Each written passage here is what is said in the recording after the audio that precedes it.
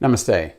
I'm Dr. Robert, and today my subject on 5-ish Minutes with Dr. Robert is cannabis. Cannabis is a plant that has been used by human beings for many thousands of years. It is mentioned in Ayurvedic texts where it is chiefly used for chronic digestive problems and for which purpose it can be very effective.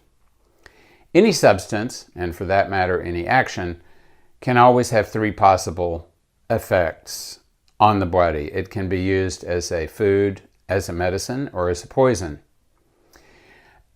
Most people don't use cannabis leaves as food, but theoretically, if you had nothing else to eat, you could probably stay alive on them for a while. Technically speaking, cannabis is not a poison per se. It is not so virulent that it will kill you. And it can, if properly used, be a good medicine.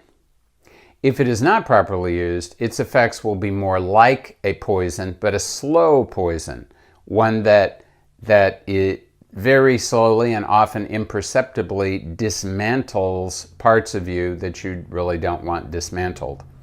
My colleague, Dr. Claudia Welch, likes to describe the effects of consuming too much cannabis as creating dirty yin.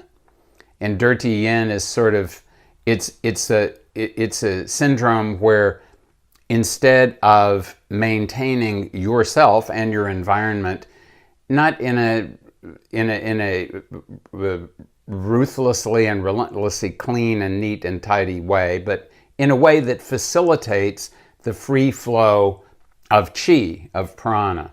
And what happens with dirty yin is that because so much of the prana is being employed to explore different perspectives on reality, there is very commonly an inadequate amount of attention that is being paid to keep all of the energy in the environment circulating properly, and then dust and dirt and energy that is kind of dirty accumulates first in the periphery and then in the individual as a whole.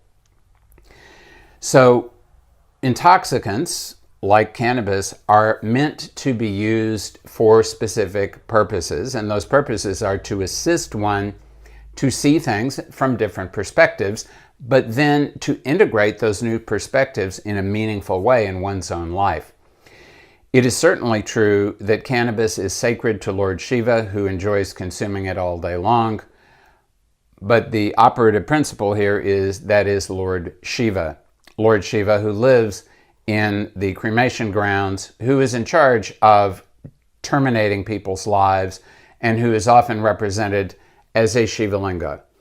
That means he is not affected by things.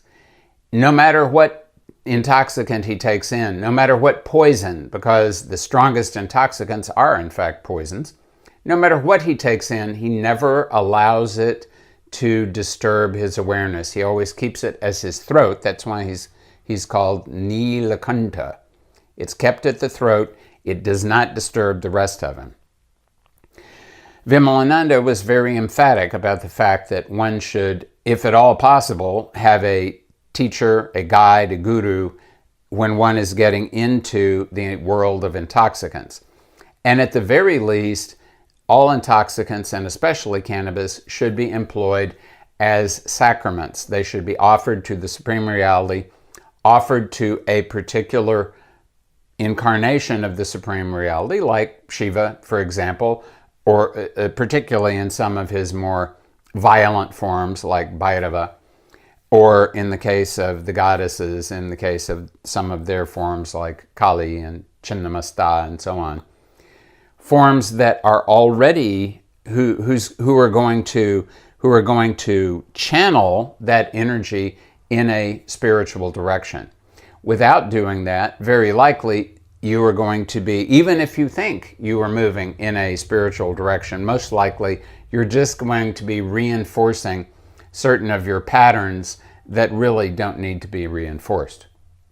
So, cannabis is like so many other intoxicants and like many poisons, is something that, if used in the right amount at the right moment with the right intention, can have a marvelous and wonderful effect. And used improperly, it can definitely make your life deteriorate significantly. This is Dr. Robert wishing everyone bum bum bole!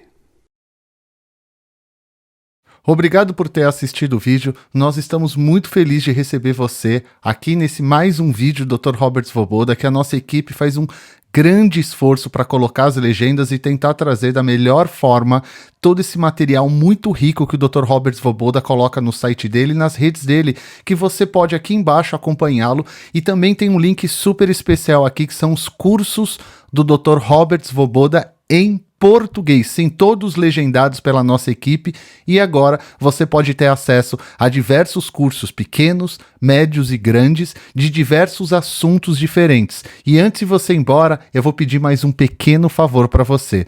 Entre aqui embaixo, inscreva-se no nosso canal, deixa o like e a gente vai ficar muito feliz se receber um recadinho seu aqui embaixo nesse vídeo aqui, tá bom? Um grande abraço e até o próximo vídeo.